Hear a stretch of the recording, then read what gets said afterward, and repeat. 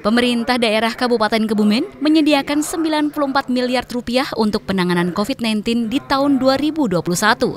Hal tersebut disampaikan Bupati Kebumen Arief Sugianto di sela-sela rapat dukungan kegiatan kajian operasional membangun kepemimpinan kolaboratif dalam percepatan penanganan COVID-19 di ruang rapat Bupati Gedung F Kompleks Setda Kabupaten Kebumen, Jumat 30 Juli 2021.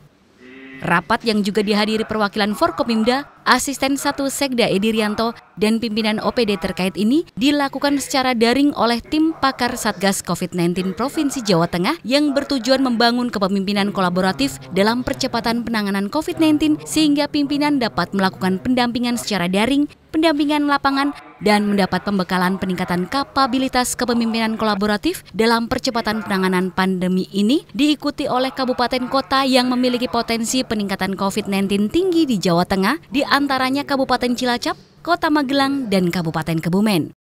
COVID-19 di Kabupaten Kebumen yang saya share setiap hari melalui media sosial bahwa angka kematian kita masih cukup tinggi, angka terpapar COVID-19 setiap hari masih di atas 100.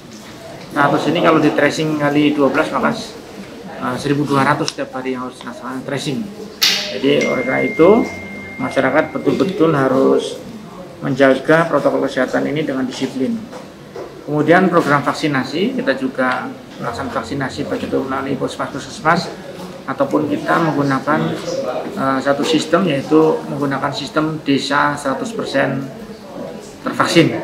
Sehingga ketika hasilnya 95%, kita nyatakan 100%, alhamdulillah sudah sekitar 8 atau 9 desa yang sudah terlaksana. Kita juga telah menyiapkan anggaran untuk Kabupaten Kebumen, kurang lebih anggarannya ini cukup lumayan untuk COVID, sekitar 94 miliar ini untuk COVID. Kemudian vaksinasi, ini sekarang memang kita sedang kekurangan atau sudah habis, karena memang vaksin tersebut kita menunggu dari pusat. Vaksin gratis, jadi masyarakat tidak perlu bayar. Jadi kalau ada yang mengatakan vaksin harus bayar, tidak ada, vaksin gratis. 2 kali untuk masyarakat, yang memang jangka waktunya 14 hari, tetapi ini bisa sampai 3 bulan tidak apa-apa. Bupati Kebumen juga menyampaikan penyebab kematian masyarakat karena COVID-19 dikarenakan kurangnya kesadaran masyarakat untuk segera memeriksakan diri ke layanan kesehatan ketika mengalami demam disertai gejala lainnya yang berkelanjutan lebih dari 2 hari.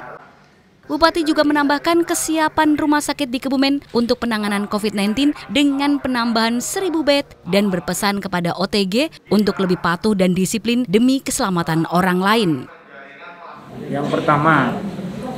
Yang pertama masyarakat ketika terpapar, ketika ada demam dan lain-lain, ini seyogyanya langsung ke pelayanan kesehatan, jangan ditahan di rumah.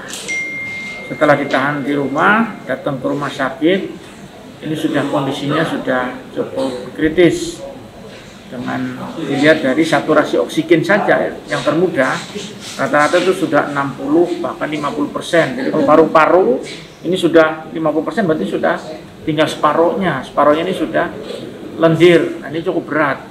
Saturasi di bawah 60 ini cukup berat untuk pengobatan. Jadi masyarakat harus memahami ketika hal tersebut terjadi, ada demam yang berkelanjutan sampai 2 hari, harus ke rumah sakit supaya ditangani dengan baik.